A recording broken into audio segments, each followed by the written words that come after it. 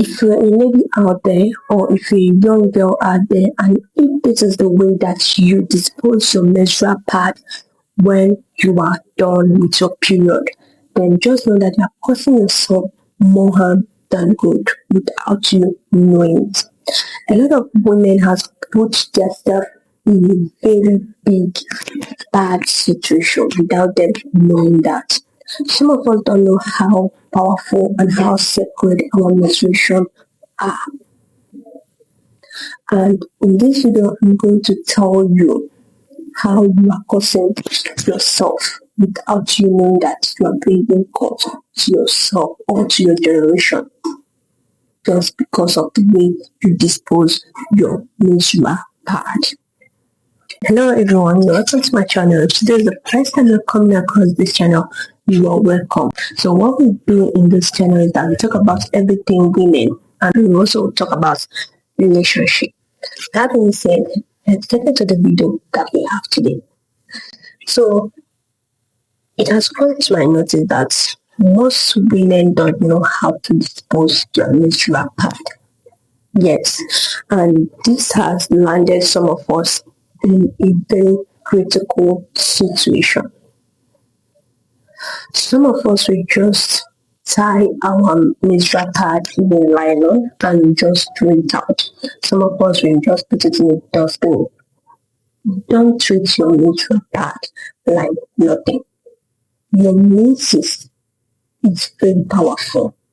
Our menses is very sacred. That is why whenever you want to enter a native doctor's place, first of all, the first thing that native doctor will ask you is, are you in your period? When you are in your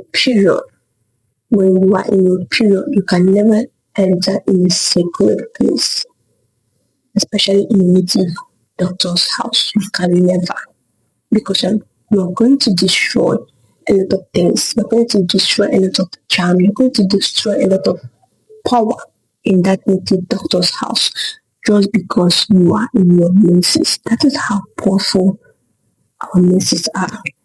Our menses can actually do blessing to us, or it can actually bring a cause to us without us knowing.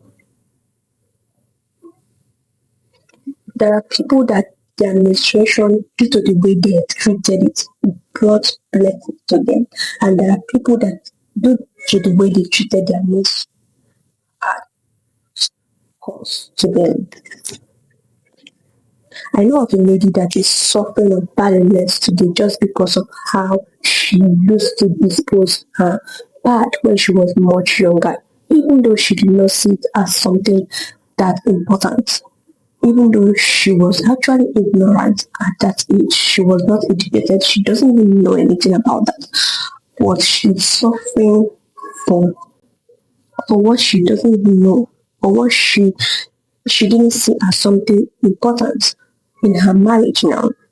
She has gone to a lot of places and those prophets are telling them that she is suffering because of how she used to dispose her pad when she was much younger. She used to tie her pad, in a nylon and throw it away. And the word we are bad people. Bad people saw those bad and used it, and it caused her harm. Yeah, it caused her harm. She just needed a solution, and yet there's no solution yet. So for you not to be in that situation as a young girl, as a lady, I want you to pay attention to every details that I'm going to tell you in this video. In Igbo culture, there are some certain places and some certain natural leaves that are forbidden as a woman in her period to touch or to go. That's to show you how powerful menstruation is. There is this leaf called okazi, I didn't or okazi, that a woman in Igbo land A woman in her menses is forbidden to touch. If you're in your menses and you touch this leaf, that leaf will die instantly from the root. It will die from the root. That is how powerful our menstruation are. And there are some sacred places that a woman in her menstruation can never touch. And in the olden days, a woman that is in her menses can never cook for a man. That is how powerful and sacred our menses are. A woman that is in her menses can never cook for a man in the olden days, especially even in this current day. If your husband is a tattooed man, you are not allowed to cook for him if you are in your menses. So these are the ways, or these are the things that these are the ways that we women use our menstrual pad that can bring cause to us without us knowing or without our knowledge. Okay? And these are the ways that pad. Some of us, when we use our pad, we just dispose it. Yeah, we just throw it away, just put it in the dustbin, or just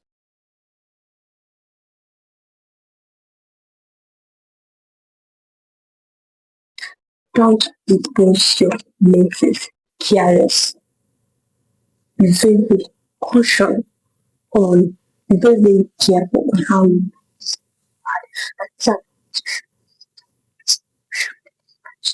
pad. First, whenever you are done with your menses, burn those pads. Whenever you are done with your menses, make sure you burn those pads. Don't burn them one by one.